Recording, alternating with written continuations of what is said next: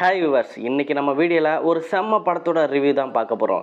2025 release ஆன இந்த படத்தோட பேர் தான் வெப்பன்ஸ். இது ஒரு அமெரிக்கன் மிஸ்ட்ரி ஹாரர் திரைப்படம்.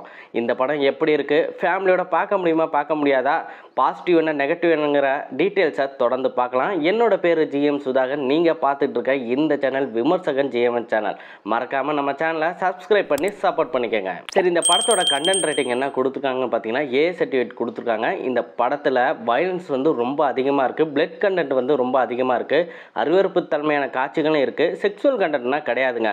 வயலன்ஸ் மட்டும்தான் ரொம்ப அதிகமாக இருக்கும். அதனால் 18 வயசுக்கு மேலே உள்ளவங்க பார்க்குறது ரொம்ப நல்லது. சரி, இந்த படத்தோட ஸ்டோரின்னு பார்த்தீங்கன்னா பென்சில்வேனியாவில் மேப்ருங்கிற ஒரு நகரத்தில் 3ஆம் வகுப்பு சேர்ந்த 17 மாணவர்கள் அவங்க வீட்டிலேருந்து அதிகாலை 2:17 மணிக்கு திடீர்னு மர்மமான முறையில் வீட்டை விட்டு வேகமாக ஓடுறாங்க.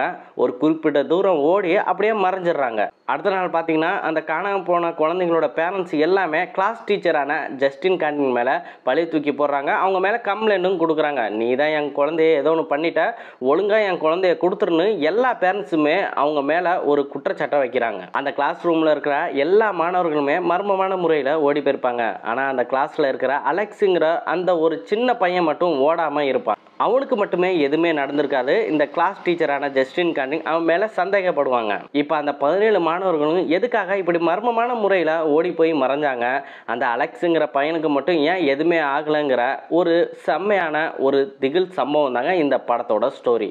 சரி, இந்த படத்தோட பாசிட்டிவ் என்னன்னு பார்த்தீங்கன்னா ஷாக் ரெக்கருங்கிற தான் இந்த படத்தை டைரக்ட் பண்ணியிருக்காரு. 2022 ரிலீஸ் ஆன பார்பின் படத்தை இவர் தான் டைரக்ட் பண்ணார்.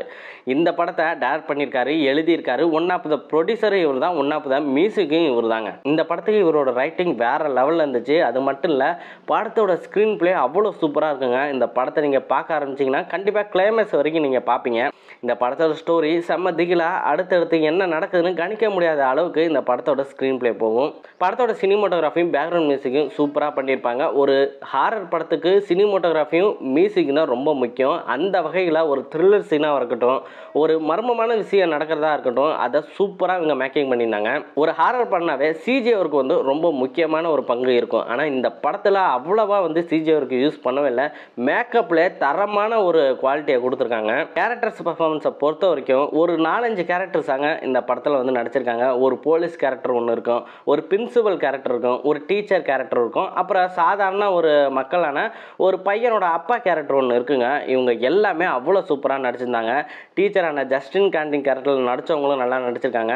மேத்யூன்னு ஒரு பையன் இதே மாதிரி தான் ஓடி போயிருப்பான். அவனோட அப்பா ஆர்ச்சர் இந்த விஷயத்தை கண்டுபிடிக்கிற விதம் அவ்வளோ சூப்பராக இருக்கும். முக்கியமாக பார்த்தீங்கன்னா அந்த அலெக்ஸுங்கிற கேரக்டரில் நடித்த பையன் சூப்பராக நடிச்சிருக்காங்க.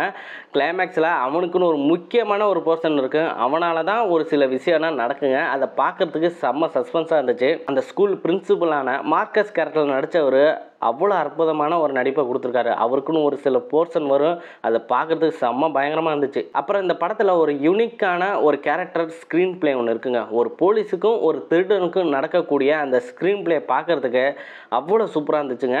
அதை மிஸ் பண்ணிங்கன்னா உங்களுக்கு புரியாது, ஆனால் அதை சூப்பராக மேக்கிங் பண்ணியிருந்தாங்க. சரி, படத்தோட நெகட்டிவ் என்னன்னு பார்த்தீங்கன்னா இந்த ஹாரர் படம்னா பார்க்குறப்ப எனக்கு பொறுமைங்கிறது இருக்காதுப்பா அப்படிங்கிறவங்களுக்கு இந்த படம் கொஞ்சம் செட் ஆகாமல் இருக்கலாம்.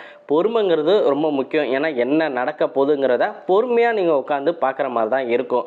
அது மட்டும் இல்லை, இன்னொரு நெகட்டிவ் என்னன்னு பார்த்தீங்கன்னா இந்த படம் தமிழ் டப்பில் இல்லை, இங்கிலீஷில் தான் இருக்குது. இந்த படத்தை நீங்கள் ஃப்ரீயாக புக் மை ஷோவில் பார்க்கலாம். புக் மை ஷோவில் தான் ஸ்ட்ரீம் ஆகிட்டு இருக்கு. நான் அதில் தாங்க பார்த்தேன். பார்க்கறதுக்கு செம்ம ஒர்த்துங்க. படத்தோட பட்ஜெட் பார்த்தீங்கன்னா $38 மில்லியன் அமெரிக்கன் டாலர், இந்தியன் ரூபியில் 380 கோடி போட்டு இந்த படத்தை எடுத்திருக்காங்க. ஆனால் உலக அளவில் வசூல் எவ்வளோ தெரியுங்களா? 226 மில்லியனுங்க. இந்தியன் அமௌண்ட்டில் 2260 கோடி. கிட்டத்தட்ட போட்ட பணத்தை விட 6 மடங்கு இந்த படம் லாபம் சம்பாதிச்சிருக்கு.